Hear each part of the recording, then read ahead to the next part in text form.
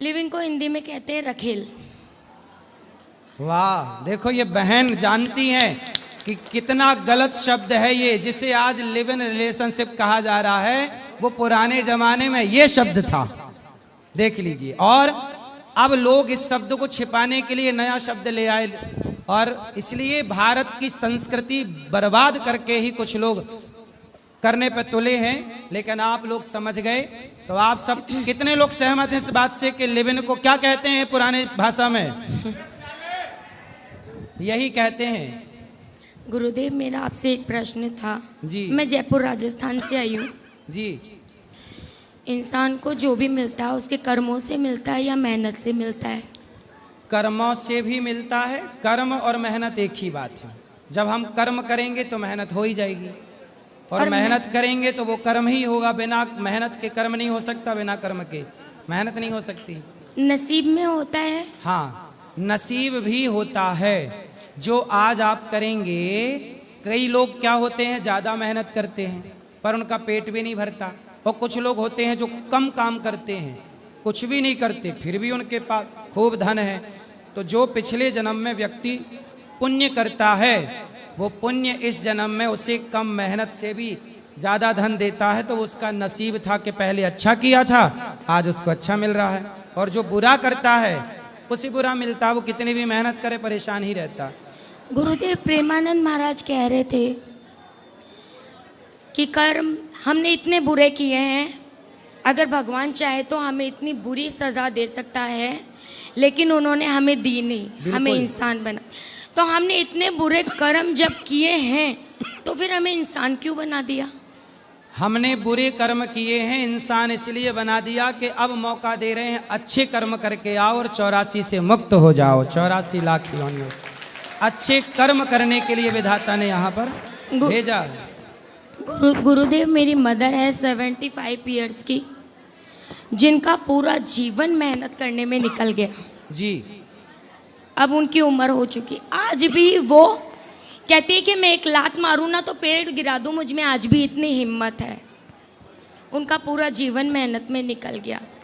वो महादेव की पूजा करती है, सुबह 5 बजे उठना और नहा धो के महादेव की पूजा करना, फिर भी उनके जीवन से अभी भी दुख जुड़े हुए हैं। ऐसे कौन से उन्होंने पाप किए हैं जो महादेव भी क्षमा नहीं कर पा रहे? किनको किनको क्षमा नहीं कर पा रहे? मेरी माता जी को। माता जी को बोलना, भगवान ने तो क्षमा किया है। बहुत पाप हो जाते हैं तो हमें जो दंड मिलता है, हमें लगता है कि बहुत मिल रहा है, जबकि वो हमारे पापों के हिसाब से बहुत थोड़ा है, पर ऐसा लगता है बहुत ज़्यादा है। तो आप अच्छे उनसे बोलना, भगवान का नाम जपें, कथाएं सुने, सन्मुख हों ही जीव मोहि जबहि। जब व्यक्ति आत्मसमर्पण कर देता है भगवान को, तो वो कितना भी बड़ा पापी हो, उसी समय पापी से पापी भी मुक्त हो जाता है। पापों से भगवान क्षमा कर देते। अजामिल जैसा पापी नाम लिया, मुक्त हो गया कि नहीं सारे पापों से? ऐसे ही तो गुरुदेव, जब हम हमारी बेटी को ससुराल भेज देते हैं जी, उसकी शादी करके, सबसे बड़ा धन तो हम बेटी ही दे देते हैं गुरुदेव। सही है। उससे बड़ा धन तो माँ बाप क्या देंगे? लेकिन उसके बावजूद भी ससुर की निगाह गंदी हो, देवर मारपीट करे और पति ना रहे, और फिर जब किसी होम यज्ञ का काम घर में हो और साथ में उसी बहू को देवर के साथ उसकी पत्नी बनाकर बिठाया जाए, तो क्या ये अपराध है? बिल्कुल अपराध है। उसको जबरदस्ती उस लड़की की, उस महिला की इच्छा जाने बिना आप किसी के भी संग उसकी पत्नी बना के क्यों बिठा सकते हैं? गलत है ना ये। मैं अपनी ही कहानी बता रही हूँ गुरुदेव। तो आपकी क्या कहानी है? मैं 10 साल रहकर निकली हूँ ससुराल में। आपके मेरे पति 2 कहाँ बच्चे हैं? तो आपके सामने बैठे हैं। पति कहाँ आपके? मैं पति को छोड़ चुकी हूँ गुरुदेव। क्यों? मैं इसलिए छोड़ चुकी हूँ कि मैं 10 साल रहने के बाद भी, सारा सब कुछ करने के बाद भी, सारे उनके नखरे उठाने के बाद भी, पति कहाँ है? पति तो करता है कहीं काम, उसने दूसरी औरत रख ली और दूसरी औरत तो को। आपने क्यों छोड़ दिया पति को? क्या गलती थी पति की, या आपकी क्या गलती थी? वो गुरुजी कैरेक्टर लेस था। पति? उसको मैंने 3 बार आंखों से देखा। जब भी बाहर काम करना चाहता था, मुझे अपने माँ बाप के पास रखना चाहता था, वो अच्छी बात है। लेकिन जब मैं उसे कह रही हूँ कि तेरे माँ बाप मेरे साथ में अच्छा नहीं करते, पीछे से तेरे देवर, तेरे भाई मुझे मारते पीटते हैं, पीछे से तेरे बाप की नज़र मुझ पर गंदी है, क्यों रखना चाहता है मुझे, क्यों मुझे अपने साथ नहीं रखना चाहता। लेकिन वो एक बार मुझे अपने साथ जहाँ काम करता था, प्रॉपर्टी का काम करता है ये कह के, मेरी माता जी ने उसके साथ मेरा विवाह किया। जो भी था मेरी माता जी के पास में, मेरी माता जी ने उसे दे दिया। वो ज़्यादा धन मांगते थे, बाद में उन्होंने डिमांड की, वो मेरी माता जी के पास में नहीं था। उसके बाद में फिर मैं जब ज़बरदस्ती उसके साथ गई, वो जहाँ काम करता था, वहाँ उसके साथ में मैंने एक लड़की को देखा, वो पहले से रह रही थी उसके साथ। फिर वो मुझे देखकर भड़क गई कि इसकी वाइफ आ गई अब तो। फिर उसके बाद में उसकी गंदी बात मेरे सामने आई कि वो उस लड़की को यूं कहकर टॉर्चर कर रहा था कि अगर मुझसे फ्रेंडशिप नहीं करेगी तो तुझे यहाँ से नौकरी से हटवा दूंगा। वो रोकर उस लड़की ने मुझे ये बात बताई। फिर पति को आपने छोड़ दिया? पति को गुरुदेव मेरे छोड़ना मेरी बहुत बड़ी मजबूरी थी। मुझे लास्ट टाइम तो ये लग रहा था कि अगर मैं यहाँ से नहीं जाऊँगी, क्योंकि मुझे आस पड़ोस के भी कहते थे कि अगर लक्ष्मी तू यहाँ से नहीं जाएगी ना तो आपके ससुर जी आपको गलत नज़र से देखते थे? हाँ, ये फिर मैंने थाने में भी, उन्होंने मेरे पैर में गिर के माफ़ी मांगी ससुर जी ने कि बेटा ये हो गया, कभी ऐसा। उन्होंने स्वीकार किया कि हाँ, उन्होंने स्वीकार किया कि ये हो गया मुझसे, अब कभी नहीं होगा। फिर आपने उनको माफ किया कि नहीं? मैंने उनको माफ नहीं किया गुरुदेव, क्योंकि मैं, पिता ऐसा क्यों करेगा? सही है, पिता ऐसा नहीं कर सकता। और मैं एक इज्जतदार घर की बेटी हूँ, मेरे माँ बाप ने मुझे ऐसे संस्कार ही नहीं दिए कि मैं पिता समान। तो सास है आपकी?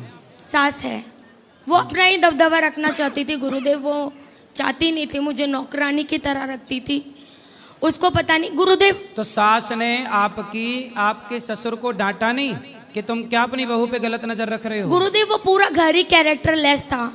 मतलब उसकी बेटी भाग रही है रात को किसी और लड़के के पास में, मेरी बड़ी गुड़िया, आज 8 साल हो गए मैंने अपनी बड़ी गुड़िया को नहीं देखा, क्योंकि मेरी बड़ी बेटी उनके पास है। मैं रात को उठ कर रोती हूँ, क्योंकि मुझे उसके बिना नींद नहीं आती।